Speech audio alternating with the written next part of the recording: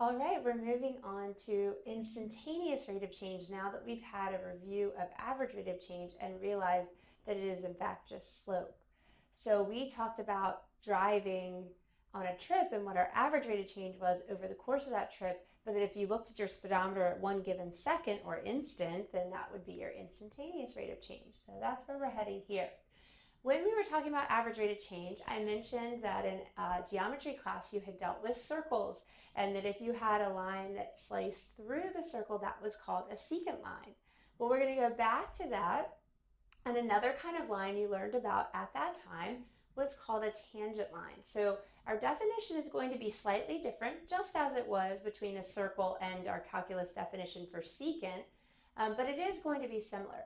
So from geometry, a tangent line is going to touch the circle in exactly one spot. And so to do that, it cannot cross through the circle, because if it crosses through the circle, it has to come out the other side, and it's going to be a secant line. So instead, the only way to touch the circle in exactly one spot is if it actually just kind of rides alongside the circle and touches it there in one point. So as I said, we'll have to refine our definition a little bit for a curve, a function in calculus as opposed to a circle in geometry. However, this idea of it not being able to slice through the circle or function, but rather ride alongside it, and at least in a very small area, just touch it in one spot, that's going to be the same. So we've got the same old picture we've been looking at where we have a curvy function, but we're actually going to draw it with a straight line between the 2 points, and we can calculate slope, which we now know is called that difference quotient. What's going to happen now is we're going to let the distance between these 2 points get smaller and smaller. So we're going to start with our point being up here, and we're going to let that point slide down and get closer and closer to our first point. And so that's demonstrated here, where at first your h is this full distance, and then we make h be smaller, and now it's this smaller distance, and we let it go smaller and smaller. So we're letting that distance between x and x plus h get smaller and smaller by letting h get smaller and smaller. Well, we have an idea about a value getting smaller and smaller, getting close to zero. We're never saying that q is going to sit right on top of p, that it's going to be zero, but that it's going to get close to zero. You can see from our difference quotient formula, if h actually was zero, we'd have a problem, right? Because we can't divide by zero. So now we see why we learned about limits before we could learn about derivatives, and that is because we knew this idea of a limit. So we have the same difference quotient formula. However, in front of it, we have the limit as h approaches zero. So we are letting h, which is the distance between the 2 points, here and here on the curve, we're letting that distance get smaller and smaller and letting that point slide down and get closer and closer to the other point. And what we're trying to do is, instead of having a secant line connecting 2 points on the curve, we want it to be this idea of a tangent line, where we are sitting at just 1 point on the curve. So slope of secant line was average rate of change. As h approaches zero, the slope of the secant line will get closer and closer to the slope that you would have if you drew a tangent line, where that line hit just 1 point and rode alongside the curve. So you can see first my slope is here and it's kind of steep, and then as my point slides down, my slopes are going to get less and less steep until they approach this slope that you get if you just draw a line that's touching at that 1 point and riding alongside it, not crossing through it. So this slope of the tangent line is going to be our instantaneous rate of change. It's going to be how we describe how steep the curve is at that one instant, and just drawing a line right at that 1 point. So that definition from geometry, where it'll only hit it exactly once, we already said that's going to have to be amended. It turns out that it might, on a curve, on a function, actually hit, the tangent line might hit more than one place, but in a very small interval, and I mean very small, like 0.001 on each side. In a very small interval, it will only hit it at one time. And so I wanted to make sure you're clear on what would and would not be an example of a tangent line. So the one here, this T1 that's marked, notice that if you go back to when you first learned about polynomials and you thought about them as roller coasters, pretend that you are riding on the roller coaster, okay? So you're actually in a car on the track and you're clickety-clicking up the hill, and then you're going to take this big plunge down. But here, if you were actually riding that, that is how you would be pointing. And so at this point, we've drawn the line that rides alongside the curve, not one that slices through it like that. So this is a tangent line. Now the second one is not. That is bad, right? That slices through it. If I wanted to draw the tangent line, when I'm at the top of the hill about to go down, I'm perfectly horizontal, and then it's going to tip and go over, okay? So this would actually be a tangent line. Then as we're going downhill, now this one's tricky because I know it looks like, oh, it crosses again, and it does, but when I say a small interval, I mean a teeny tiny little interval around it. And so as you're going down the hill, that's what it would be like to be taking that ride, and that's how steep you would be at that point. So we are sharing this one point with the curve and riding alongside it. Down here, when we're at the bottom of the hill, for one instant, we are looking exactly forward, and it is a horizontal line. That is a true tangent line. This is another example of one that is not a tangent line. Notice that it slices through the graph. It is not like you're riding on the roller coaster. Riding on the roller coaster would be like this. So hitting in that one spot and riding alongside it. That would be a tangent line. Here we do have a tangent line, and here we do have a tangent line as well. So that hopefully can help you see what I mean when I say that it's riding alongside it and not slicing through it. And that it is similar to that idea from geometry of a tangent line where it shares one point at least in a very small interval.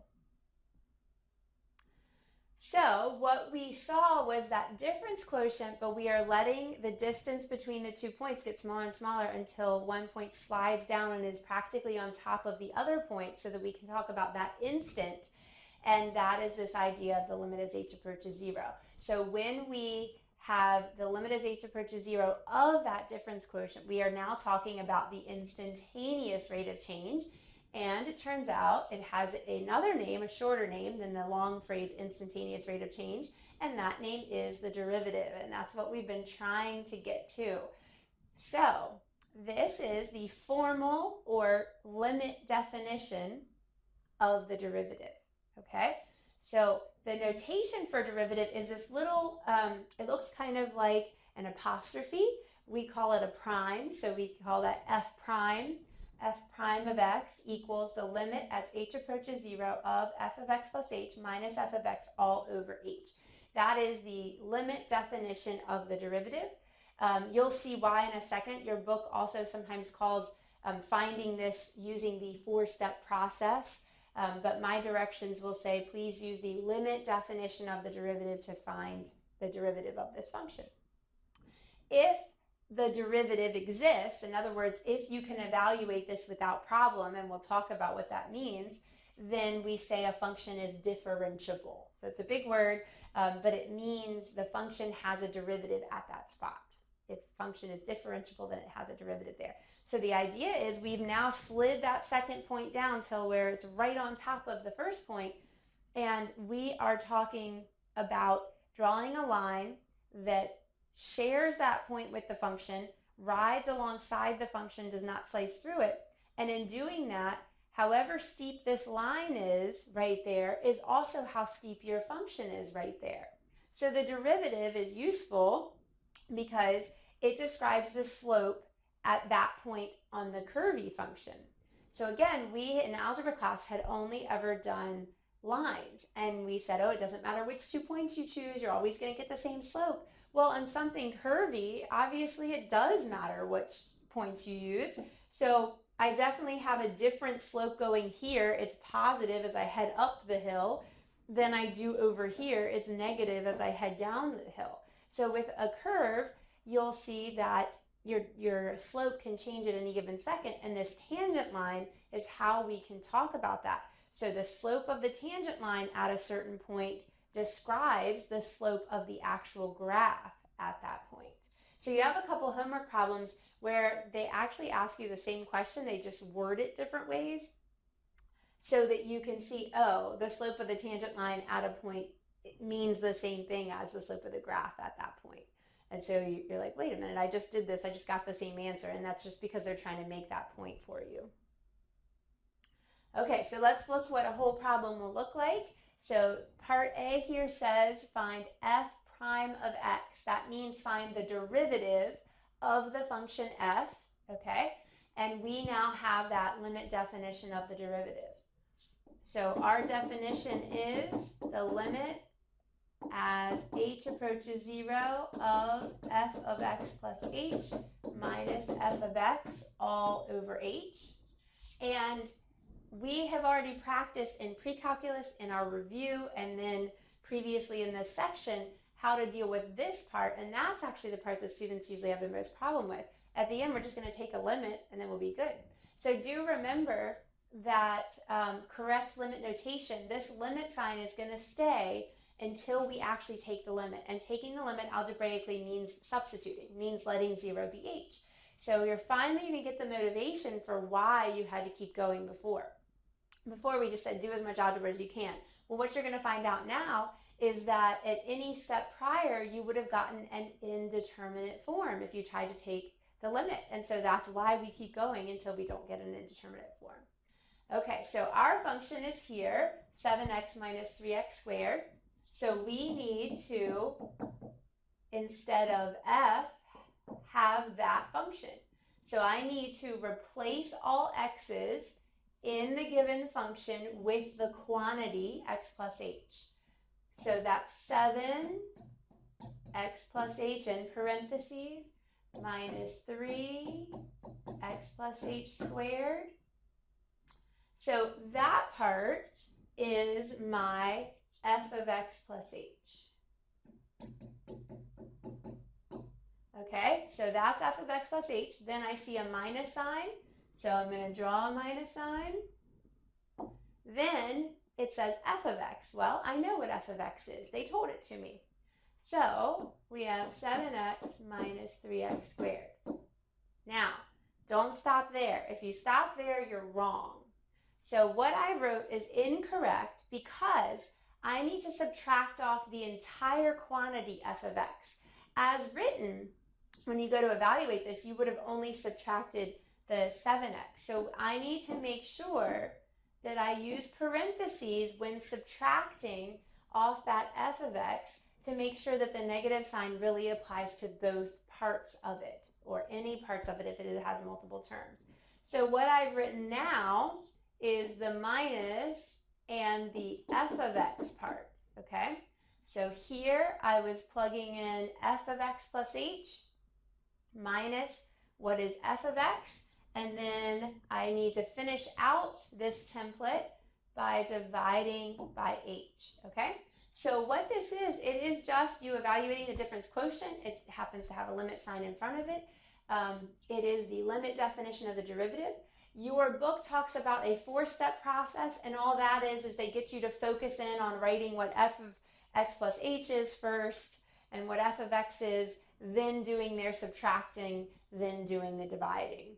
So it's exactly what we're doing. It's just broken down into separate steps, and then you have to remember to put it all together. So it's up to you which way you like to show it. Okay, so if you were wondering in the past, why did we keep going? Now, why are we going to distribute and FOIL and do all of these things? Well, if you took a second and tried to replace h with 0, which is you taking a limit, what you would find is you get 0 over 0, which we know is called an indeterminate form and is not an okay final answer. It is an indication that we should use algebra. In this case, the algebra we're going to use is to FOIL and distribute and cancel until we no longer have an indeterminate form, and then we take the limit. So we need to do all that simplifying, and we need to distribute. So we'll have 7x plus 7h minus 3. Now we have to be careful with order of operations. We do have to do our squaring first, then we'll come back and distribute our 3. So remember, it is not x squared plus h squared. That's going to haunt you. You've got to get that down.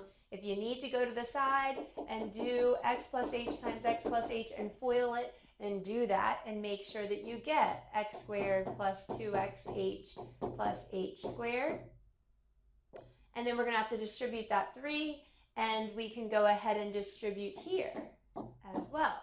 So minus 7x plus 3x squared. And this is all over h.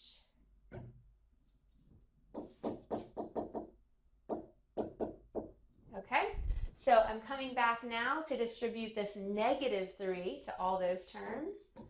7x plus 7h minus 3x squared minus 6xh minus 3h squared. So be very careful there. And what I was doing, right, was distributing that negative 3 to everything, just like back up here I distributed, and back up here I had also distributed, okay? Now we've got the minus 7x and the plus 3x squared. Now, if you tried to take the limit now, you would still get 0 over 0. And so that's why we kept going when we were doing this before. So we're going to keep doing more algebra. And in this case, the algebra is canceling. So notice I have a positive 7x and a negative 7x. I have a negative 3x squared and a positive 3x squared. And so now what I'm working with is the limit as h approaches 0 of 7h minus 6xh minus 3h squared all over h. If you tried to take the limit right now, you would get 0 over 0, which is an indeterminate form. And so we have to keep doing algebra. So there is now a reason why we just did as much algebra as we could, and it's the limit that's in front of this definition of the derivative, that we would be getting an indeterminate form. So notice now that every term here has an h in it that could come out. If I factor that out of the top,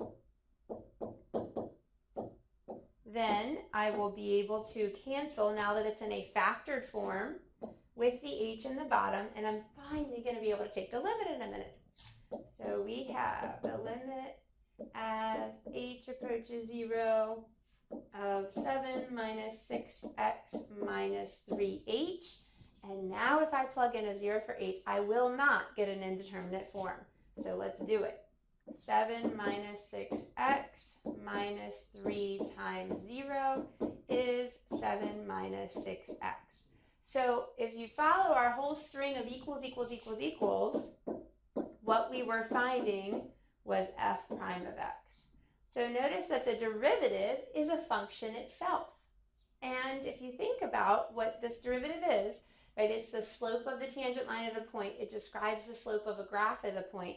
Well, if the slope changes as your x's change, then it makes sense that the derivative, which tells you what that slope is, needs to be able to change as x's change too. So it is a function of x. So that is part A, where we were asked to find the derivative, okay? Now we are asked to do a couple things with that. So I'm going to clear my screen so that we can have room to do this, but what we need to remember is that f prime of x is 7 minus 6x. So what we found was that f prime of x was 7 minus 6x. And so now when they ask me about f prime of negative 2, it's function notation, just like when we had a regular function that we were dealing with. And so I can simply find f prime negative 2 by replacing any x's in my function with a negative 2. And what that's going to do is tell me the slope of the graph at that point when x is negative 2. So we have 7 plus 12, which is 19. Okay?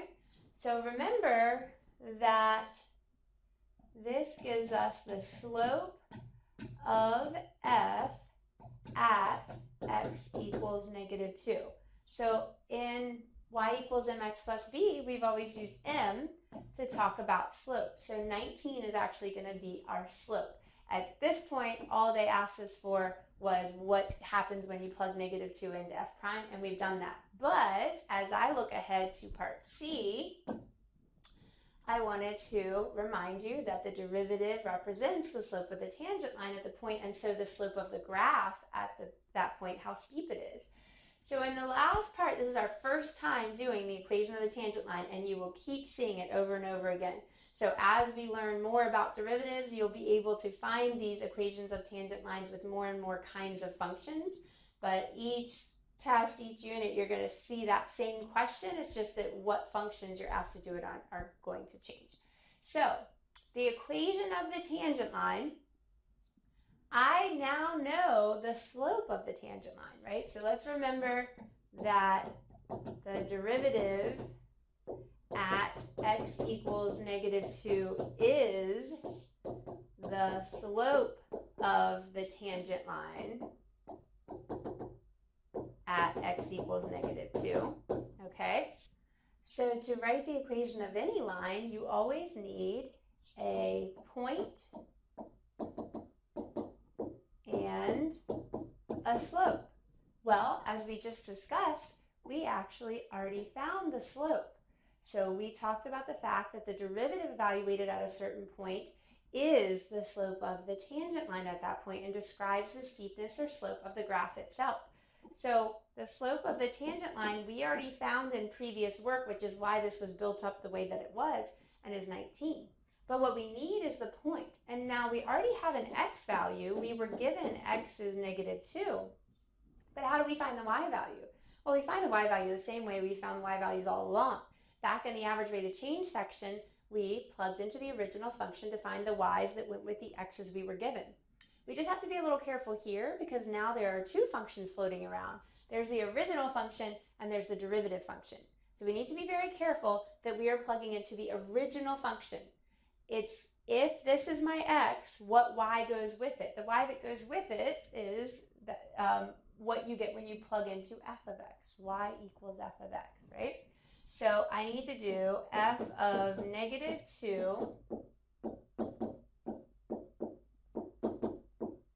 and I'll get -14 minus, and be careful here, -2 squared is 4 then times, is a +4 then times -3 will give you a -12. So our y value ends up being -26. So we have this ordered pair, -2, -26. And so we have a point and we have a slope. And that's all we need to write any line. This just so happens to be the tangent line, and that's how we were able to find our derivative. But to write any line, we need a point and a slope, and there's two methods that you've probably learned at some point. One of them is to do y minus y1, which is -26, so be careful about the minus a negative, right? Equals our slope times x minus our x. And again, be careful about the minus. So we have y plus 26 equals 19 times x plus 2. So y equals, I need to distribute the 19. I get 19x plus 38. And then to get y by itself, I need to subtract the 26. So y equals 19x plus 12. All right, so if you were to graph this function 7x minus 3x squared and our line that we just wrote 19x plus 12, you would find that they share the point -2, -26, that this line rides alongside that function and describes how steep it is there. All right, so that is the very first time that we are doing an equation of a tangent line. And the big picture, what we did, we have to be given an original function and an x to answer that question. We plug the x into the original function to find the y. We plug the x into the derivative to find the slope. Then we will have an x, a y, and a slope, and that's all we need to write the equation of the line. Now, If you prefer using the y equals mx plus b and solving for b method, that is perfectly fine as well. And I just, as a teacher, see a lot of people forget to write the answer. They are so excited that they found b that they never actually write the equation. And so the reason that I personally prefer this method as a teacher is because you are always equivalent to your final answer. When you're done with the simplifying, you actually do have your equation there. But you are more than welcome to use y equals mx plus b, where we were given our y and our x and our m, and you solve for b and then put it back together to state the equation, whatever your preference is. All right, so we're going to try this one more time to make sure that you've seen a different kind of function and can do it even if it's not a, just a nice polynomial. So we need to find the derivative, because when we plug 1 into that, that actually tells us the slope of the tangent line there, which will help us with the writing of the equation. So remember that the derivative is the limit as h approaches 0 of f of x plus h minus f of x all over h. Well, what that actually looks like will depend on what function we're given. Here we're given the function 4 over x. F of x plus h is simply what you get when you replace all x's in this with x plus h. So f of x plus h is just 4 over x plus h, minus f of x is just 4 over x. They gave us that, and we divide the whole thing by h. Now, this might look a lot uglier to you, but the fact remains that if you replace the h's with 0, you would get an indeterminate form, which is why we're going to continue to do algebra before we actually take that limit to find the answer to the derivative. So what algebra is involved this time is going to be different. We've been doing a lot of like foiling and factoring, but we have not seen anything like this. So the algebra needed for this is actually to get a common denominator. So notice that we're trying to subtract two fractions. We'll need a common denominator to do that. So our common denominator, you might be tempted to say is x plus h. You need to be careful there. Let's pretend for a minute that x is 2 and h is 3. Then x would be 2 and x plus h would be 5. Notice that those don't have any things in common because this was addition, not multiplication. And if we wanted the least common denominator, we would have to actually multiply the two. So the least common denominator is actually going to be the product of x and x plus h. So we have an x plus h in this term. What's missing is the x, but I can't just put an x in the bottom or I've changed the problem. So I have to also put an x in the top. And in that way, all I'm really doing is multiplying by a version of 1. Then the second term already had an x in the denominator, but was missing the x plus h part. And so again, I can't just put an x plus h in the bottom. I have to also do it to the top so that I'm multiplying by just a funny looking version of 1. And then don't forget that all of this is still over that h on the bottom. So when we actually do this, we now have a common denominator of x times x plus h, and we got 4x in our first term, and then be careful, it's minus this whole quantity, 4 times x plus h, and that is all over h.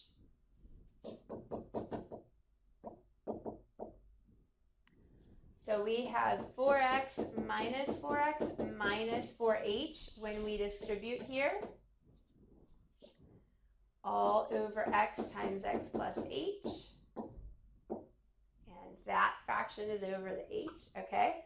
So while this might look uglier to you, the theme that we saw last time, which is that everything that didn't have an h in it canceled, that's still going to happen. It's just going to happen in the very top numerator. So in the very top numerator, if you've done everything right, everything that doesn't have an h in it should cancel. If that isn't the case, like let's say you accidentally had a plus 4x here, don't just claim they're going to cancel. Go back and find your error and fix it, and then make sure that they really do cancel. All right, so now we have the limit as h approaches 0 of negative 4h over x times x plus h. And it's all divided by h. So remember this fraction bar literally means divided by h. And that's going to help you with this final cleaning up. So remember that at any step prior, if you try to replace h with 0, and you can check me on this, you would get an indeterminate form, 0 over 0. So that's why we keep doing algebra and keep going. So what we have is negative 4h over x times x plus h. And remember that division, right, is the same as multiplying by the reciprocal. And so that can help you see that even though it looked like an ugly fraction within a fraction, something we call a complex fraction, you actually can finally get those h's to cancel. And we're finally going to be able to take the limit. So we have the limit as h approaches 0 of negative 4 over x times x plus h. And now if we let 0 be h, we will not have an indeterminate form anymore. So negative 4 over x times x plus 0. Limit sign is gone because I did what it said. I let 0, h be 0. And so we have negative 4 over x squared. Remember that the chain of equals equals equals is that this is what our derivative is. So our derivative is negative 4 over x squared. Again, it itself is also a function. So we'll get some more room here and we will go ahead and answer part B. So this was part A, and here was our answer to part A, was this function negative 4 over x squared. Now you've seen that other kinds of algebra might be needed to avoid those indeterminate forms, like in this case, getting a common denominator in order to get things to cancel so that you no longer have that indeterminate form.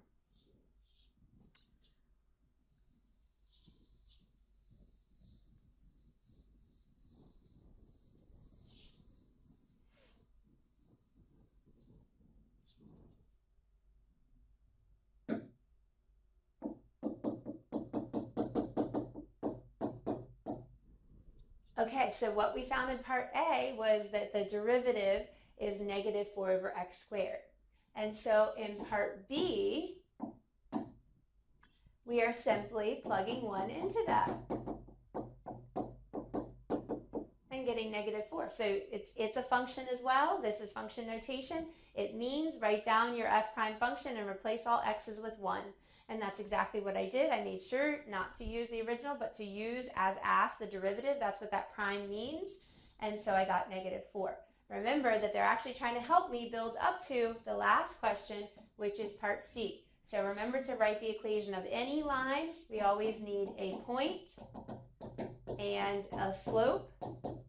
For the point, we will use the original function.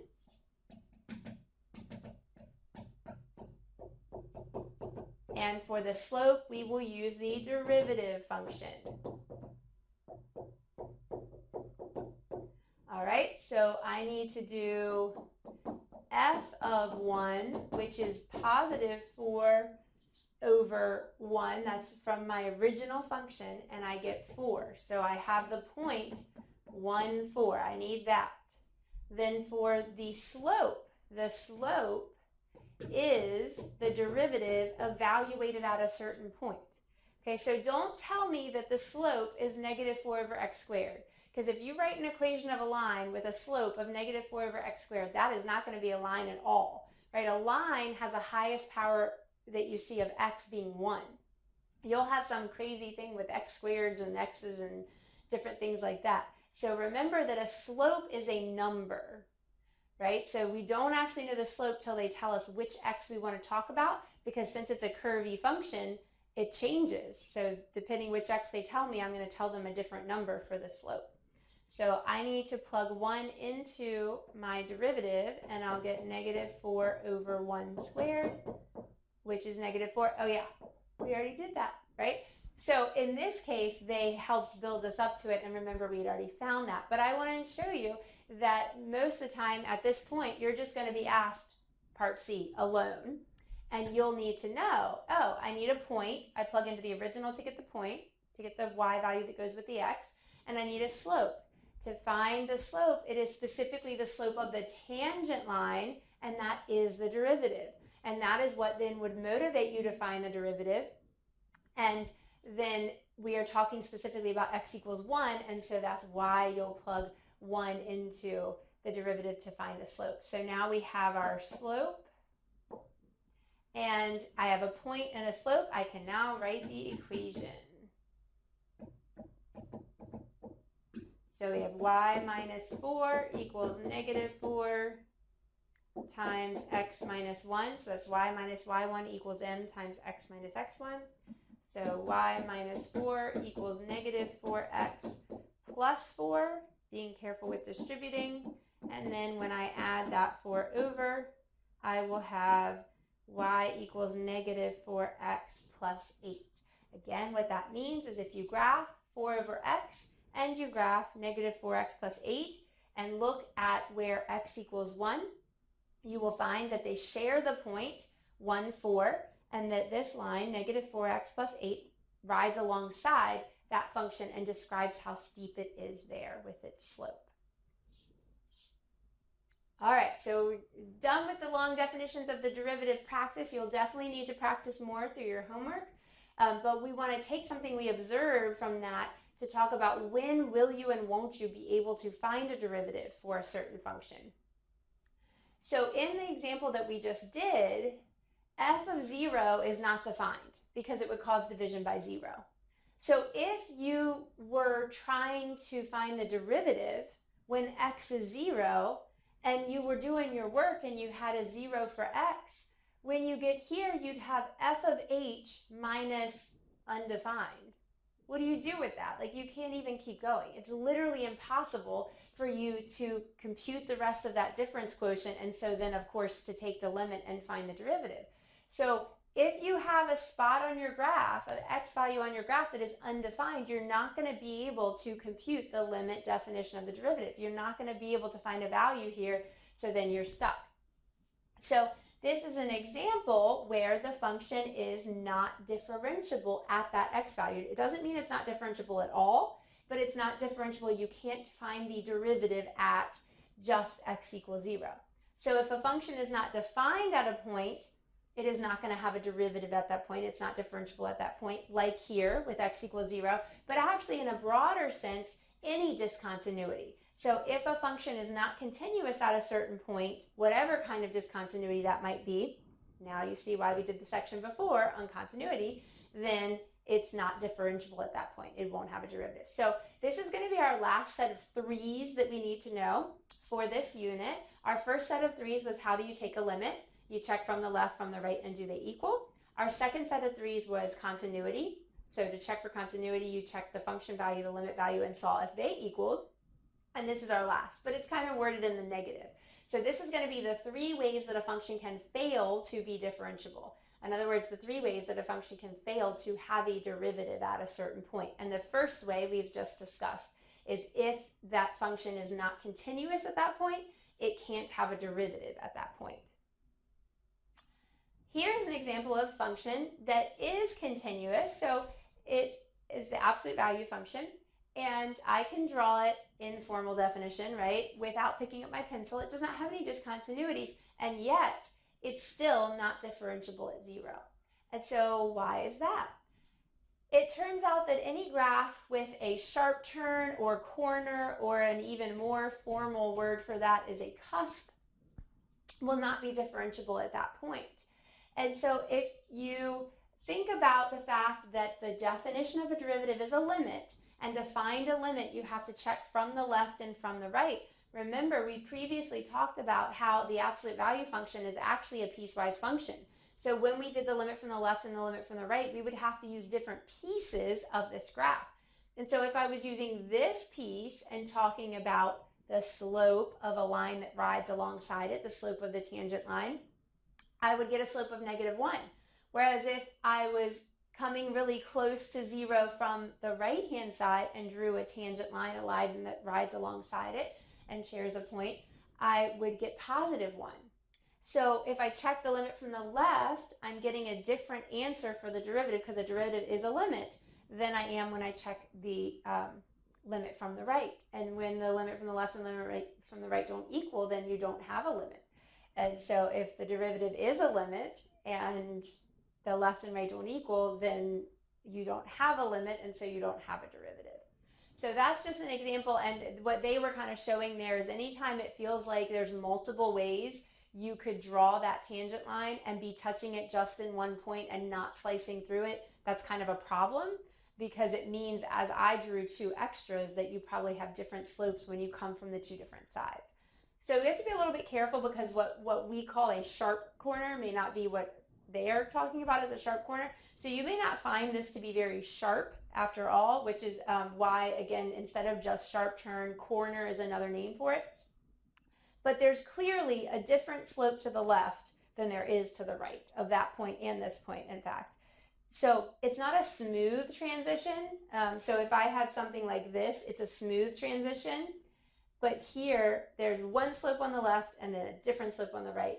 And so even though that may not seem very sharp to you, that won't be differentiable at these 2 points either. Whereas these, you might see how they are sharp turns there. Oh, there goes my lights. Okay, and the last way that a function can fail to be differentiable is if there is a vertical tangent line. So if you try to draw a line that does not slice through this graph but rides alongside it, as you go up, and I know you're going to hit it again somewhere else, but in a very small interval, you are sharing just a single point, then it's actually going to be vertical. Well, if the slope of the tangent line is the derivative, and the slope and the tangent line is vertical, then the slope of the tangent line is undefined, meaning, right, so if the slope of the tangent line is undefined, then the derivative is undefined. So it's just really thinking about the true meaning of the slope of the tangent line there. All right, so what we have then is the three things that can make a function fail to be differentiable at a certain point are if it's not continuous at a certain point, if there's a sharp turn or corner or cusp at that point, or if there's a vertical tangent line at that point. Now, if I'm giving you a graph to ask you about this, I'm rarely going to put the last one on there. I don't want it to be an eye exam. I don't want you to go, oh, is it exactly vertical or is it not quite? So in terms of on a written test for me, if I'm asking you to look at a graph and tell me at a certain x value if that's happening, you're mainly going to see the first two because it's very clear if there's a discontinuity or if there's a sharp turn there. But you should be able to state all three of these. So I sometimes have literally asked this and copied and pasted this and blanked out the answers and asked you to say that it's not continuous, there's a sharp turn or corner or vertical tangent line at that point is how it can fail to be differentiable. So remember, just because a function is continuous does not mean it's differentiable. Our example was that absolute value graph, but it must have been continuous if it was okayed through this list, if it's differentiable. So if it's differentiable, it must have been continuous.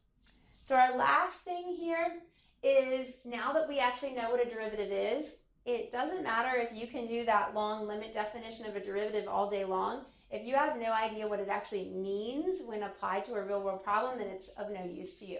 And so the last thing that you'll find in your notes is a worksheet on interpreting the derivative in a real world problem. So we talked about the derivative being an instantaneous rate of change. A lot of times you're just going to see that as rate of change. If a problem means average rate of change, they have to go out of their way to say average rate of change. If a problem just says rate of change, it is implied to be the instantaneous rate of change or the derivative. So anytime any quantity that changes with respect to any other quantity can be dealt with in terms of derivatives. And so there's a lot more things than you would even think of. Pretty much every field you can talk about how things change. And so a couple of our interpretations so far have been the very, math, literal slope of the tangent line.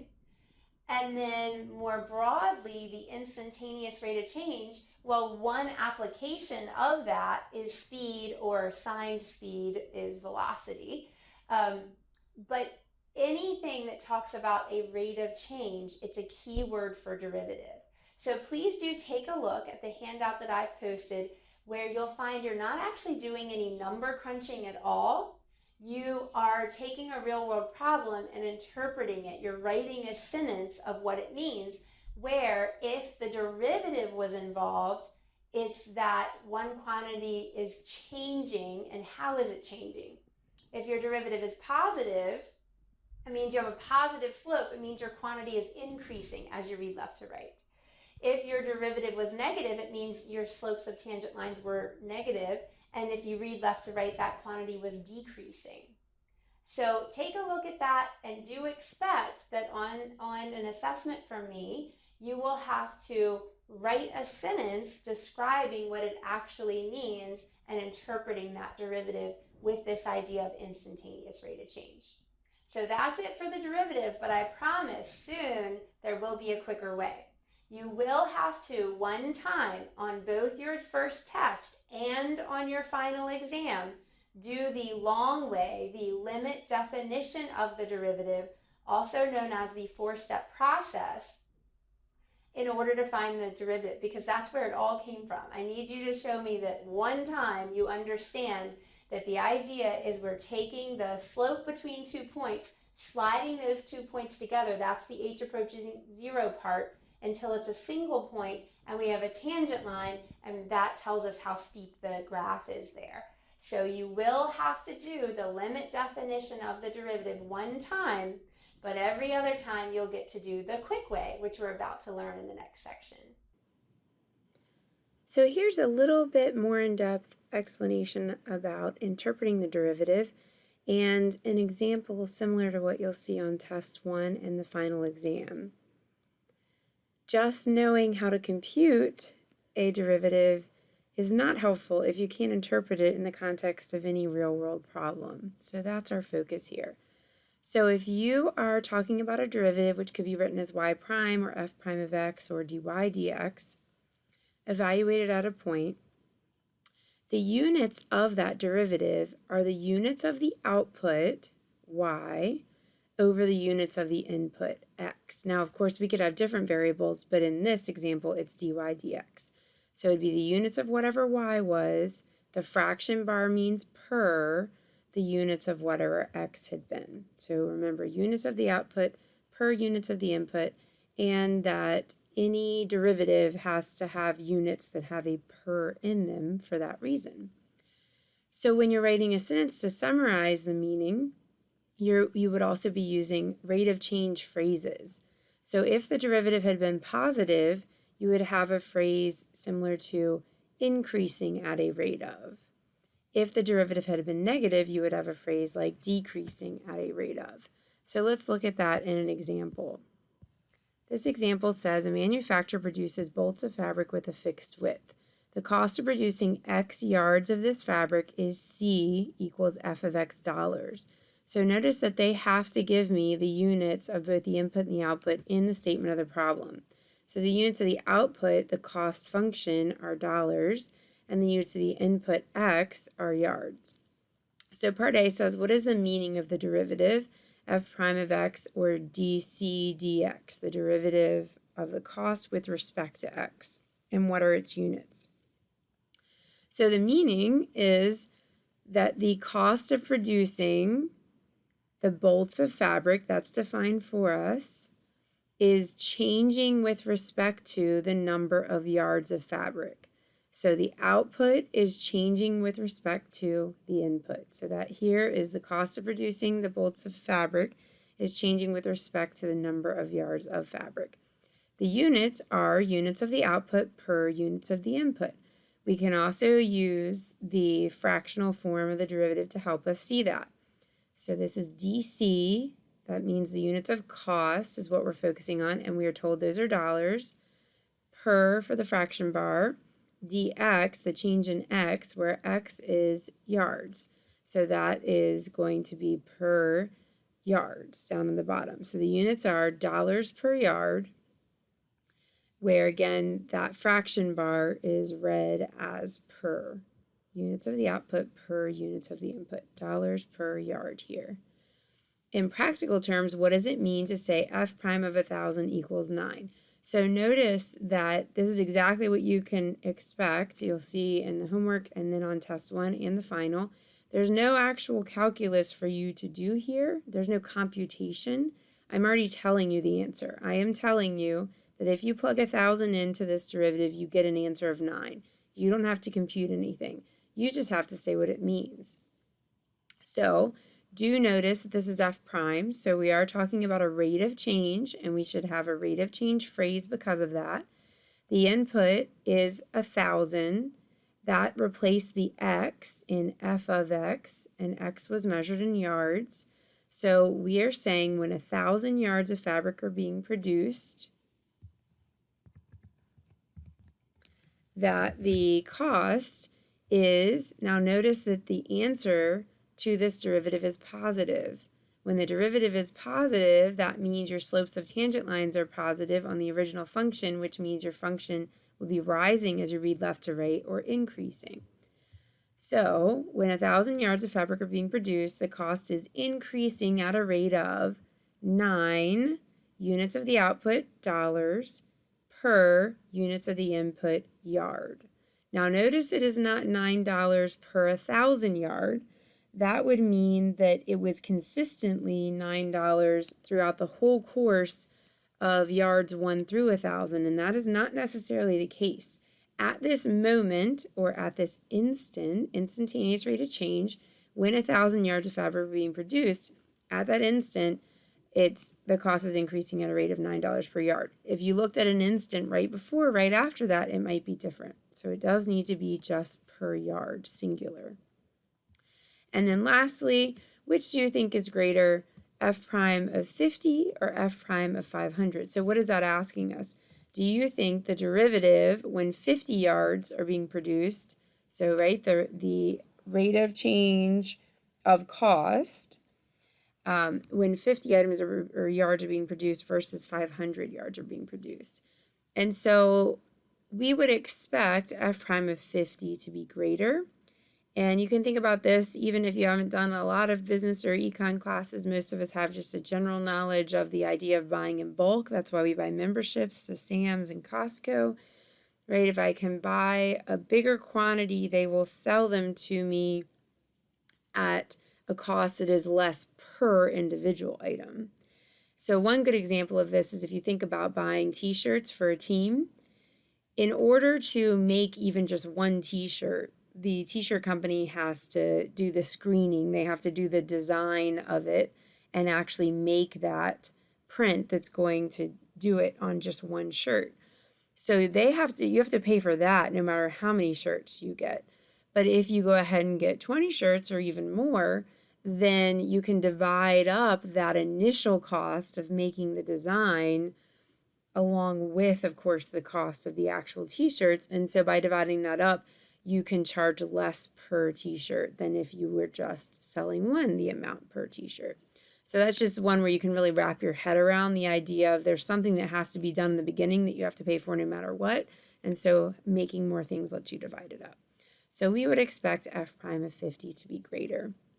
So what you can expect on a test is, as you'll see in homework and in the extra you try activity that I have asked you to do here, the interpretations of the derivative or interpreting the derivative handout, is a scenario and then a statement involving the original function, writing a sentence about it, and then a statement involving the derivative and writing a sentence about it, where you're not doing any computing, you are just doing the interpreting after you've been told the solution.